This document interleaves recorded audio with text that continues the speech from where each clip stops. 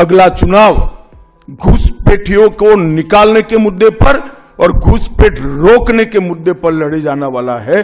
सिर्फ बंगाल में क्यों होती है? क्योंकि आपकी निगहबानी में घुसपैठ कराई जाती है और बंगाल को धीरे धीरे डेमोग्राफी चेंज कर कर आपकी वोट बैंक को पुख्ता करनी चाहती। मित्रों, जहां पर भी बंगाल में जाते हैं, पूरे बंगाल की जनता घुसपैठियों से त्रस्त है। क्या कोई राज्य सरकार ऐसी हो सकती है जो घुसपैठियों की पनाहगाह अपने राज्य को बना दे?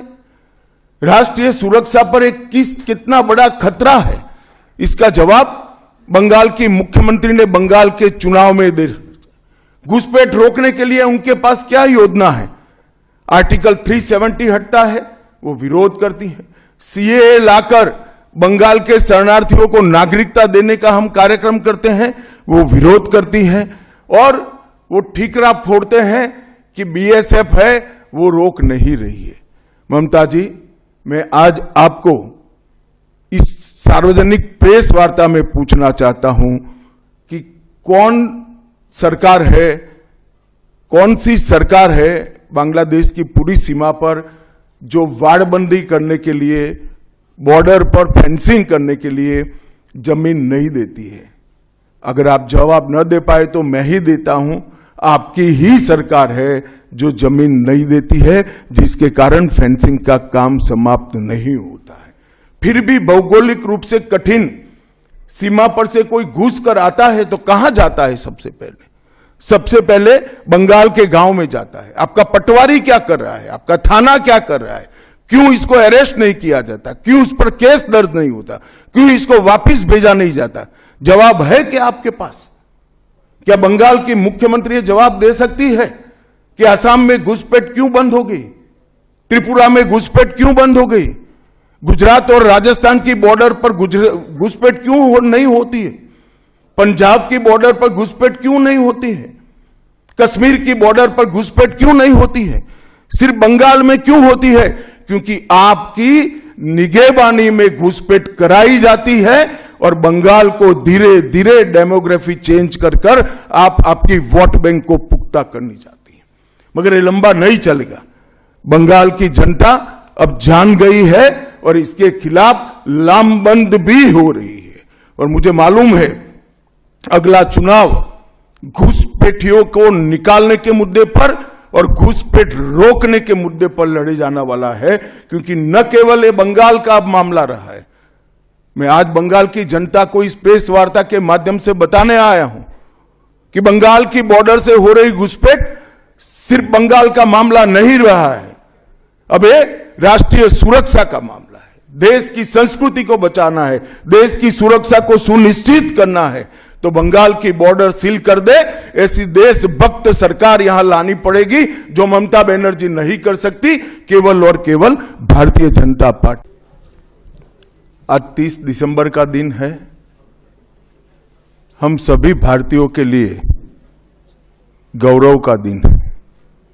आज ही के दिन 1943 में बंगाल की भूमि के सुपुत्र और देश के महान स्वतंत्रता सेनानी नेताजी सुभाष चंद्र बोस ने पोर्ट ब्लेयर में पहली बार आजाद भारत का झंडा फहराने का काम किया था।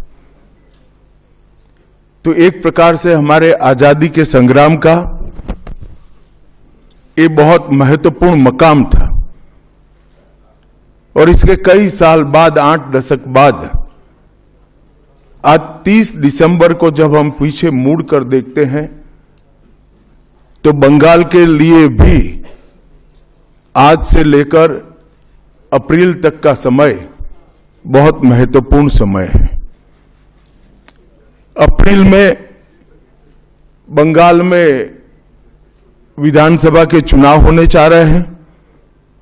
भय, भ्रष्टाचार, कुशासन और घुसपैठ की जगह विरासत, विकास और गरीब कल्याण की एक मजबूत सरकार बनाने का बंगाल की जनता का संकल्प बंगाल में जहां पर भी जाते हैं वहां दिखाई पड़ता है। तृणमूल कांग्रेस के 15 साल के शासन में भय, भ्रष्टाचार और कुशासन और विशेषकर घुसपैठ से बंगाल की जनता चिंतित भी है, भयभीत भी है और आशंकित भी है।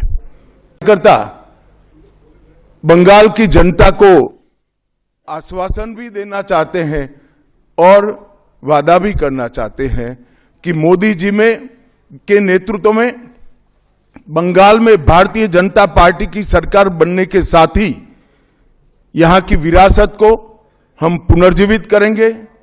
विकास की गंगा फिर से बड़ी तेज गति से बहेगी और गरीब कल्याण, जो बंगाल का आज बहुत महत्वपूर्ण मुद्दा बना है, देश भर में जहां जहां एनडीए सरकार है, भाजपा सरकारें हैं, हमने गरीब कल्याण को प्राथमिकता दी है।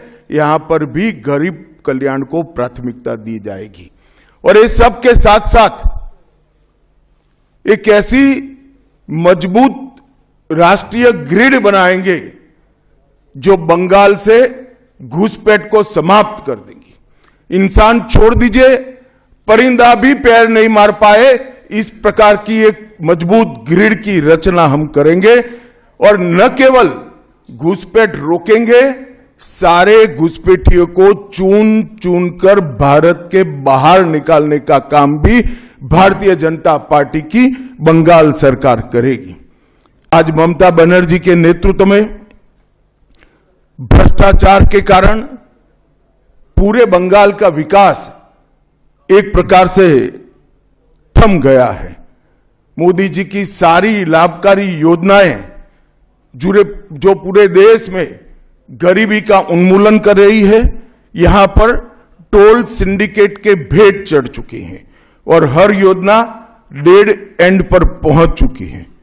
14 सालों से भय और भ्रष्टाचार ये बंगाल का पहचान बना हुआ है। बीजेपी सरकार का संकल्प 15 अप्रैल 2026 के बाद जब भाजपा सरकार बनेगी, बंग गौरव, बंग संस्कृति, उसके पुनर्जागरण की हम फिर से शुरुआत करेंगे और विवेकानंद जी, बंकिम बाबू और गुरुवर टैगोर और श्यामा प्रसाद मुखर्जी के स्वप्न का बंगाल बनाने का हम फिर से एक बार प्रयास करेंगे। और आज मैं फिर से एक बार कहना चाहता हूं, भारतीय जनता पार्टी के लिए ये बंग भूमि बहुत पवित्र और बहुत मायने रखने वाली है, क्योंकि हमारी स्थापना, भारतीय जनता पार्टी की स्थापना, भारतीय जनसंघ की स्थापना यही बंग भूमि के बड़े नेता श्यामा प्रसाद मुखर्जी ने की है। मैं आपको 2014 से 2024 तक के चुनाव के यात्रा के परिणामों को बताना चाहता हूं। 2014 के लोकसभा चुनाव में हमें 17% वोट मिले थे और 2 सीटें मिली। मेरी बात जरा सभी पत्रकार बंधु ध्यान से सुने। 2014 के चुनाव में हमें 17% वोट और 2 सीट मिले थे। 2016 के विधानसभा चुनाव में हमें 10% वोट मिले और विधानसभा की केवल 3 सीटें मिली थी। फिर 14 से 19 के बाद 19 के लोकसभा चुनाव में हमें 41% वोट मिले और 18 सीटें मिली और 21 के विधानसभा चुनाव में हमें 38 वोट मिले और 77 सीटें मिली। ये बहुत बड़ा अंतर है। जिस पार्टी को केवल 3 सीट मिले थे, वो पार्टी 5 साल के ही अंतराल में 77 सीट प्राप्त करी। और इसका नतीजा देखिए, कांग्रेस जिसकी एक प्रकार से स्थापना ही बंगाल से शुरू हुई, वो कांग्रेस पार्टी बिग जीरो पर पहुंच गई और 36 साल तक शासन करने वाला कम्युनिस्ट गठबंधन भी एक भी सीट प्राप्त नहीं कर पाया और हमने मुख्य विपक्ष का स्थान प्राप्त किया। आज शुभेंदु जी मेरे साथ यहां पर बैठे हैं, वो हमारे प्रतिपक्ष के नेता हैं। 24 के चुनाव में भी हमने 39% वोट प्राप्त किया, 12% सीट प्राप्त की, 12 सीटें प्राप्त की, और 26 में हम निश्चित रूप से प्रचंड बहुमत के साथ भारतीय जनता पार्टी की सरकार बनाने वाले हैं।